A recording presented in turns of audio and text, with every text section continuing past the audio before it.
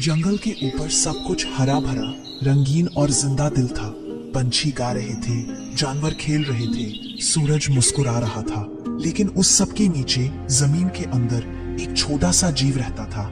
मिली, एक मोल छछूंदर।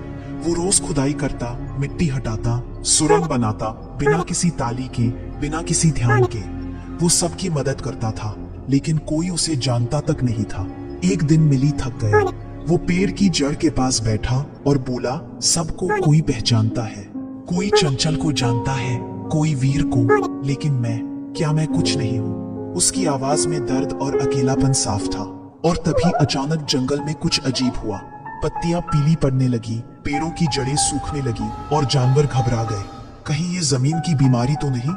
वीर, गजेंद्र, भालू भाई सब इकट्ठा हुए, पर समस्या दिख नहीं रही थी, क्योंकि वो नीचे थी। गजेंद्र बोला, हमें जमीन के नीचे देखना होगा, लेकिन वहां कौन जा सकता है? चंचल चिल्लाया, मिली, उसे तो सब रास्ते पता है। किसी ने पहली बार उसे नाम से पुकारा। वो थोड़ा डर रहा था, लेकिन चल पड़ा। घंटों तक उसने जड़ जड़ तक जाकर खुदाई की, रास्ते बनाए और पाया कि जमीन में एक जहरीली जड़ पनप रही थी, जो सब कुछ चुपचाप बर्बाद कर रही थी। मिली ने पूरी चालाकी और मेहनत से वो जड़ काट दी। जंगल फिर से हरा हो गया। सभी जानवर खुश हुए, पर सबसे ज्यादा वीर भावुक था। उसने मिली के पास आकर कहा, हमें समझ ही नहीं आया कि जो सबसे कम दिखता है वो असल में सबसे ज्यादा करता है। तुम दिखते नहीं हो, इसका मतलब ये नहीं कि तुम कम हो। तुम्हारा काम शायद शोर ना करे, पर वो जड़ों तक असर करता है।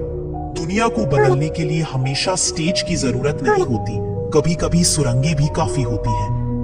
ये कहानी उन introverts, helpers, back and workers और चुपचाप लड़ने वालों की है, जिन्हें कभी कोई नोटिस नहीं करता, लेकिन वो ही सबसे गहरी नींव रखते हैं। अगर आप भी कभी महसूस करते हैं कि लोग आपको नहीं देखते, तो याद रखिए, दिखना जरूरी नहीं, जरूरी है असर करना।